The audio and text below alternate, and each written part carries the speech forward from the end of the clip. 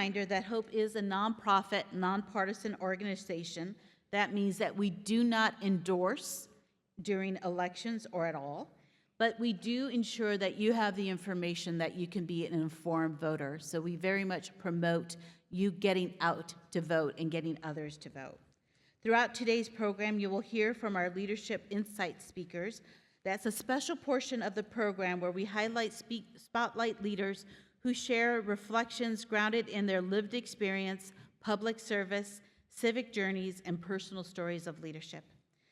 With that, it is my honor to introduce our first Leadership Insight speaker of the day, Sonja Diaz. Sonja is the founder of Unseen, a national narrative change organization working to build public will for dignity-driven policies and transformational change. Across her career, she has worked at the intersection of policy, research, and advocacy storytelling, helping shape conversations that center the experience and leadership of communities too often left out of decision-making spaces. As we bring this day to focus on moving from policy to power and from vision to action, Sonja will help ground us on leadership, courage, and collective responsibility this moment requires. Please again welcome Sonja Diaz.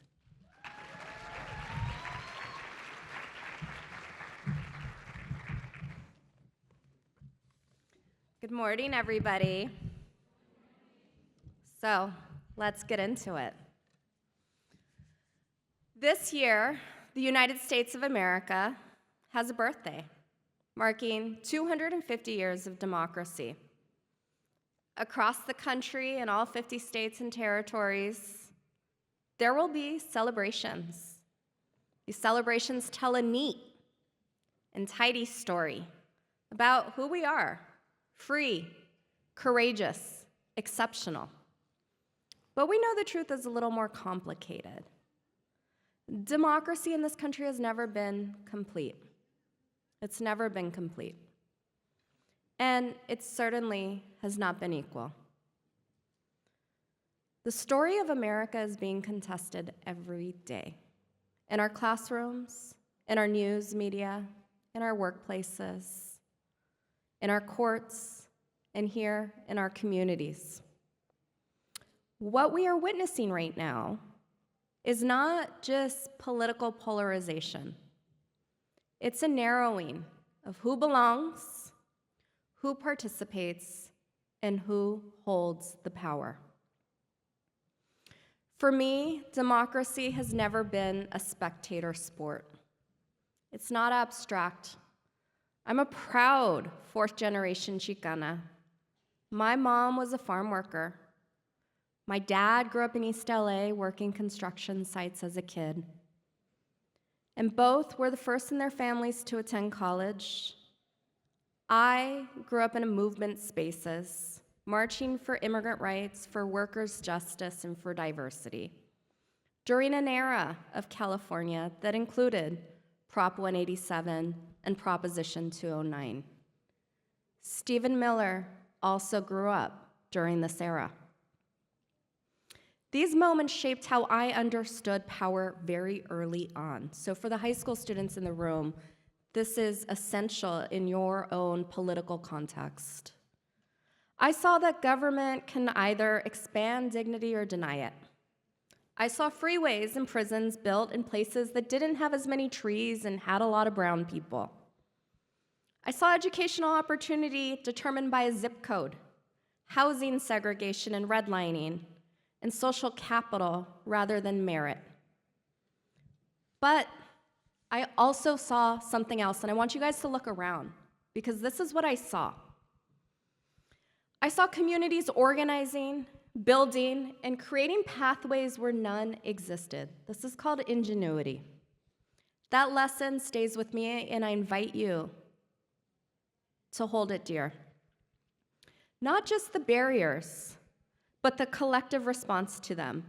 And that's why I believe that this moment we're in demands more than resistance. It demands imagination and construction.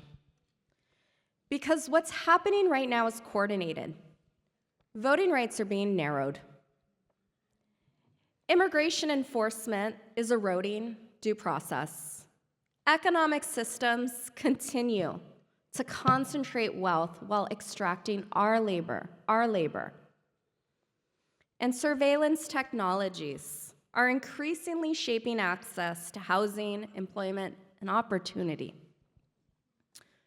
California sits squarely in the middle of all of this. And Latinos and Latinas are not a side story to the California story, to the American story. We're central to it. We're 40% of the population, over 50% of K through 12 students. We're driving force in the economy, and we have opened the most new small businesses. Yet, too many of our communities still experience instability instead of opportunity. And that's why HOPE and more than 36 organizations coalesced around one central question. Will California's growth translate into dignity and opportunity for all in this 21st century? Or will it continue to produce uneven outcomes that leave too many behind? That answer, you all, is at your tables. So if you can do me a solid and pick up this health, wealth, and dignity agenda that HOPE was essential and critical to. Please scan the QR code, interrogate it, contest it. Leaders across the state, from San Diego to Sacramento, from the ages of 21 to 72, worked. And this is fundamental because our challenges are interconnected. This is health, wealth, and dignity. This is framing. Health is not separate from wealth. Wealth is not separate from dignity. And dignity is not separate from whether people can fully participate in civic life. This agenda is about governance. It asks and it answers for those running for office. This is your cheat sheet. What does it take to build a California where the communities powering the state are not simply included, but centered? Not only workers and voters, but decision makers, owners, and architects of the future. I say far too often, Latinas are on cleanup duty. Let us make the mess. And for me, the work is deeply personal. I think about my abuelas, one who just passed last month. She returned to her education after raising 9 kids and got a college degree in her 50s from Cal State LA. Yeah, thank you. I think about my maternal abuela with the US citizenship, who advocated for workers' rights, was a card-carrying member of La Raza Unida party, and did not know how to read and write. I think about my parents, who believed that this country can be more just, and the multiracial democracy of Los Angeles that raised me and made my path possible. And so I tell you these contradictions because I think we need to confront them. Nothing about progress has ever been inevitable. So the question before all of us, I told you the question that the ad hoc Latino leaders asked and answered, the question before all of us is not whether democracy is under strain. That's too simple, we know it is. The question is whether we're willing to build again. This means protecting the right to belong regardless of immigration status. It means defending communities from surveillance, criminalization, and family separation. And it means ensuring access to basic things like housing, healthcare, education, and economic mobility. This translates civic engagement to civic power. And so California, we have a choice. We have a choice on June 2nd. We're not going to have a lot of choices.